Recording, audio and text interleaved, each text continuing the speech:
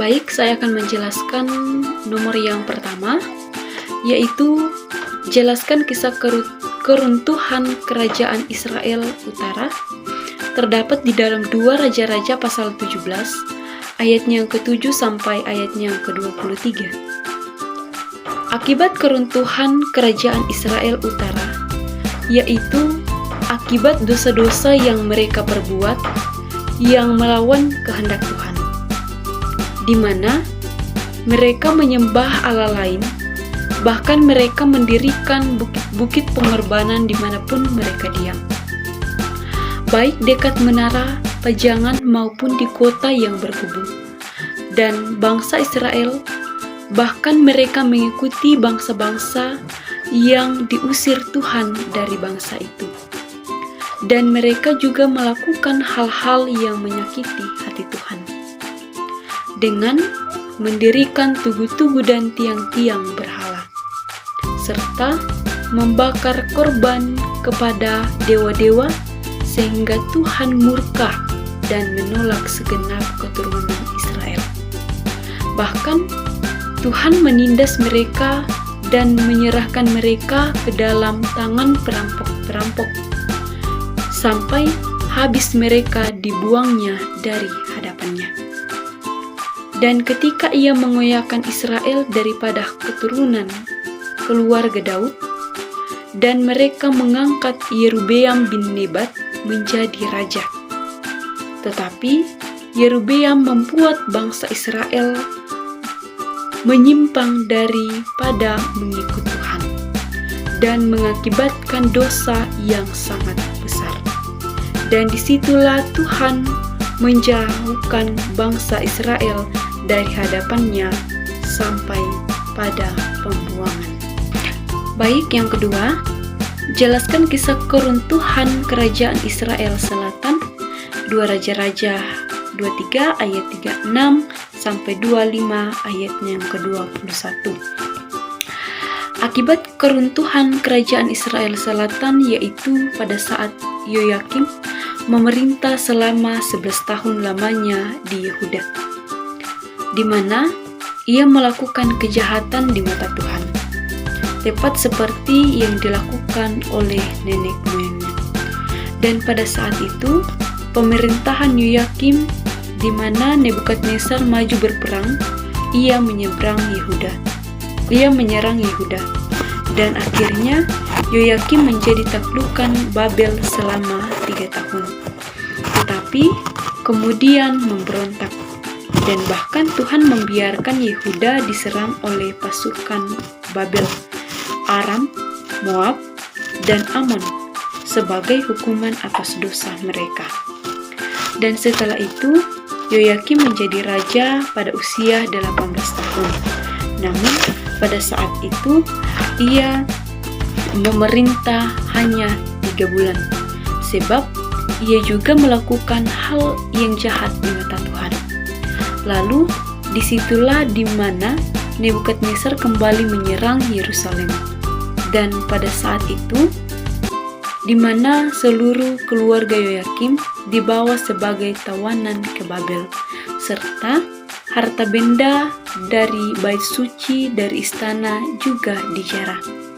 Dan disitulah Sedekia diangkat menjadi raja oleh Raja Babel.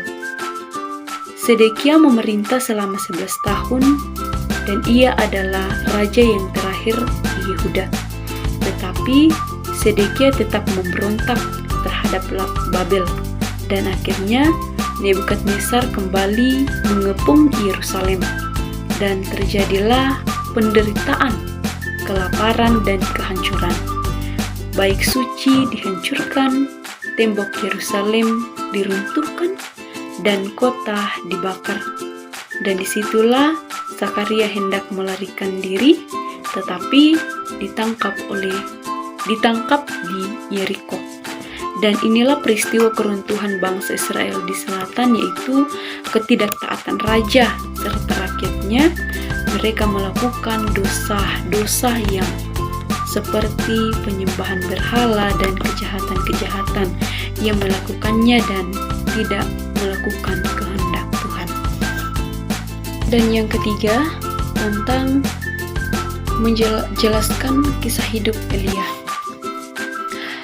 Elia adalah seorang nabi yang berasal dari Tisbe di wilayah Gilead.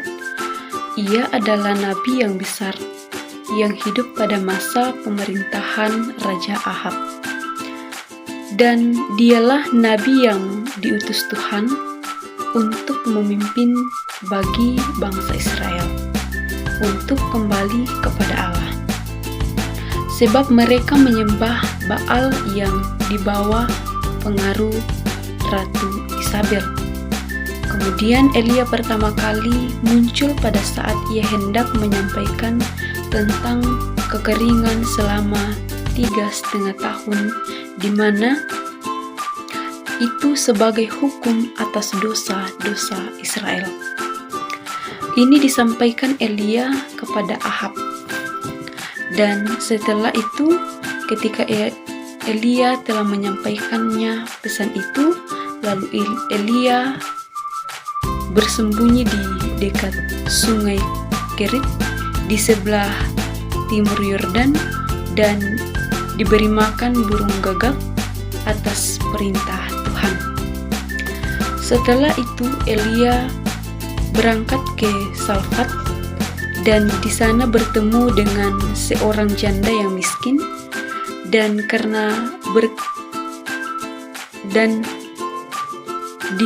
di mana ia hanya memiliki segenggam tepung dalam tempayan dan minyak dalam buli-buli, dan karena berkat Tuhan tepung dan minyak itu tidak pernah habis selama kekeringan terjadi.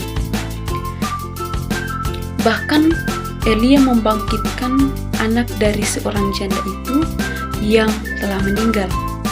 Kemudian pada saat di Kamel,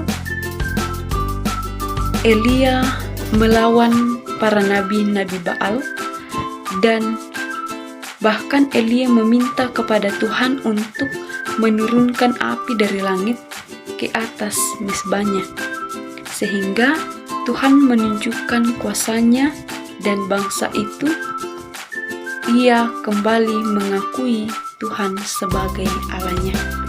Dan setelah kemenangan di Gunung Karmel, Isabel mengancam untuk membunuh Elia, sehingga ia melarikan diri ke padang gurun. Bahkan Elia putus asa dan meminta Tuhan untuk mengambil nyawanya. Dan di Gunung Horeb, Tuhan berbicara kepada Elia melalui angin sepoi-sepoi yang lembut. Dan kemudian disitulah Elia diangkat ke surga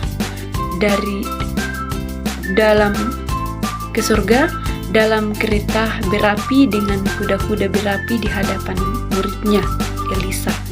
Dan Elisa lah kemudian melanjutkan pelayanan Elia sebagai nabi besar di Israel.